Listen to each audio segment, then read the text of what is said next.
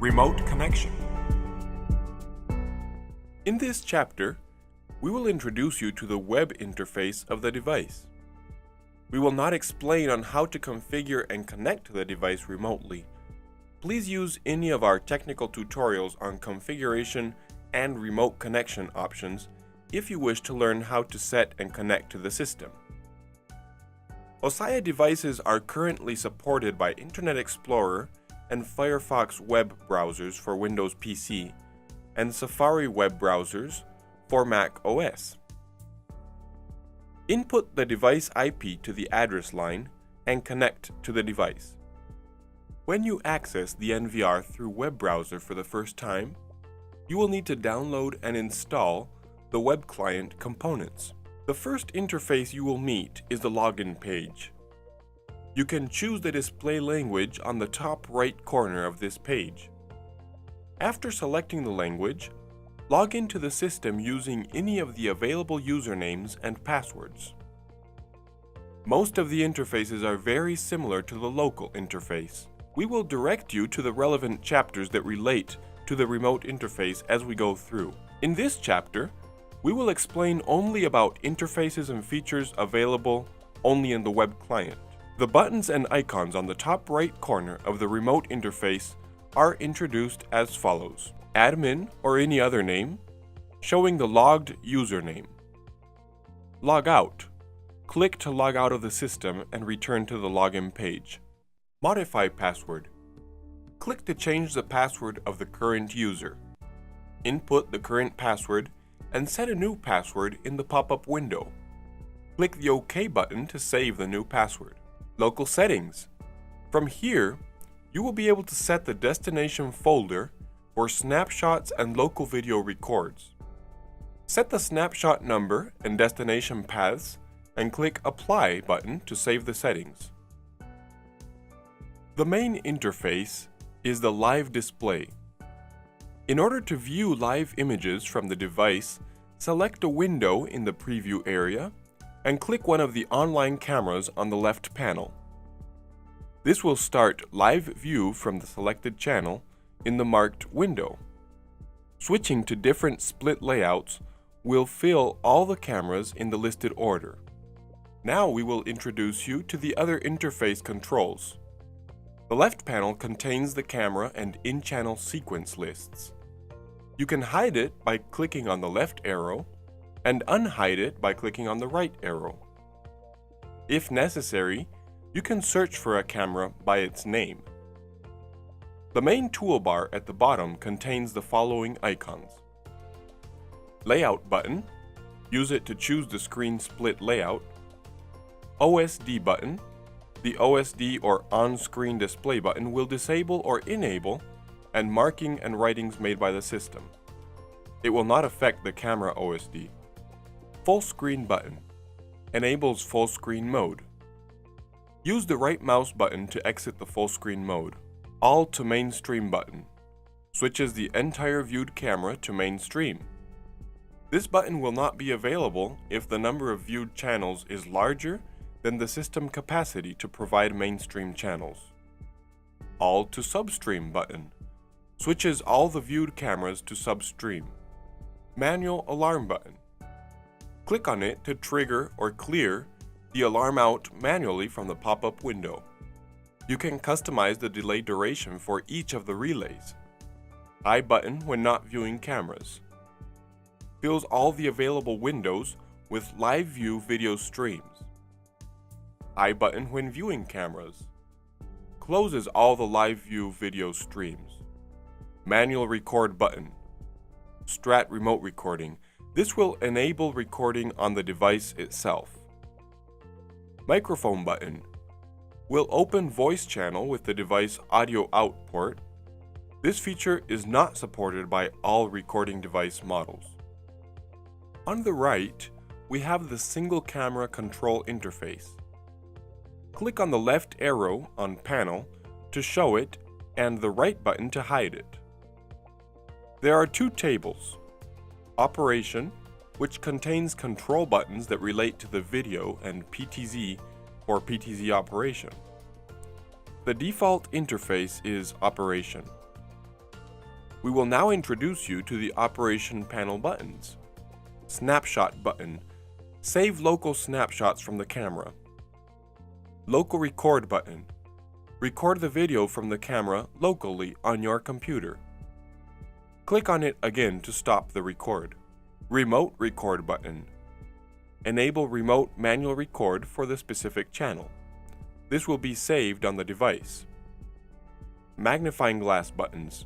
To perform digital zoom in and out on the displayed image. Once zoomed in, use the mouse to click and drag the picture. 3D button is still under development and cannot be used at the moment. Mute and volume bar. Use it to unmute and mute the channel's audio input. Use the bar to adjust the volume. Next, we have the PTZ panel. The arrow buttons are used to control the PTZ movement. The slide bar is for setting the movement speed. Zoom buttons for optical zoom control. Focus buttons for focus control. Iris buttons for iris control. The flag button is for preset list. The circled PTZ button is the cruise list. You cannot set presets and cruises from this interface, only from the PTZ configuration interface. Now, we will go to Remote Playback Interface. Click on the Playback tab to access it. Choose the required event types and cameras and set the desired date. Then click on Search. Note that after searching, you will not be able to change the date. You will have to stop the playback and clear to be able to change the searched date. Click on Play or use the mouse cursor over the time bar to play the required time. Now that we have a playback running, we'll introduce the Playback Controls. Stop button to stop the playback and remove all playback cameras. Rewind to play back the video backwards. Play to play back the video forward. Pause to pause the playback. The pause, play, and rewind buttons will change their location according to the current operation. Decelerate button to reduce the playback speed. The slowest speed is 1/32 from normal speed. Accelerate button to increase the playback speed. The fastest speed is ×32 from the normal speed. Previews frame button will go back a single frame. Next frame button will go forward a single frame. Previous and next frame buttons will only be available in a single channel playback and while the playback is paused. In all other situations, it will be grayed out. 30-second buttons. Skip 30 seconds backwards or forwards. Open scissors to mark the beginning of a required backup segment. Closed scissors to mark the end of a required backup segment. Backup button. This will be used to commence backup tasks. If no backup area is marked, this button will pop up a prompt message. The only file format available for remote backup is AVI. To learn more about backup, please refer to Chapter 11, Search and Backup. Backup Tasks button. Here, you will find all the active backup procedures. You will also be able to see the general progress of the backup tasks. Pause or delete it if necessary.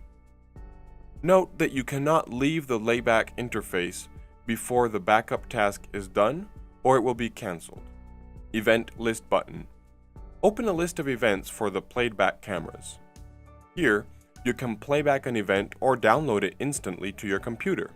This summarizes the playback interface. We will now continue to backup interface. In the backup interface, we have two options: backup by event and backup by time.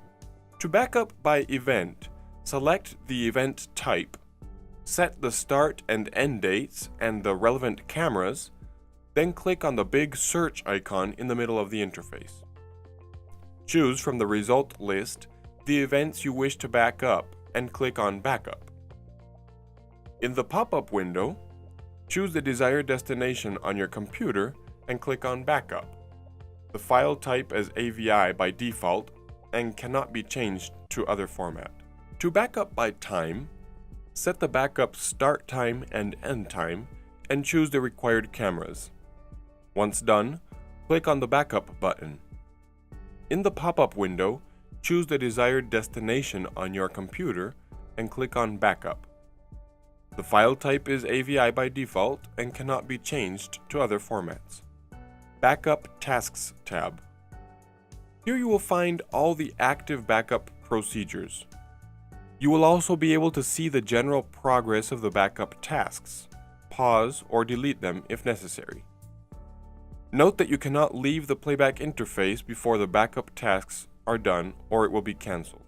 Please note that you cannot leave the backup interface as long as there are active backup tasks or they will be cancelled. Next and last is the function panel. It is parallel to the settings of the local interface. All of these settings are identical to the device local interface. Please refer to the configuration chapters 3 through 10 for more information. Please note that not all of the configurations are available to configure remotely. If any of the settings are not available or grayed out, it means that that setting can be done via the local interface only. This finalizes the remote connection chapter and the whole tutorial. This was the full introduction movie for OSIA PROVISION-ISR operation system. We hope you have enjoyed and wish to thank you once more for joining us.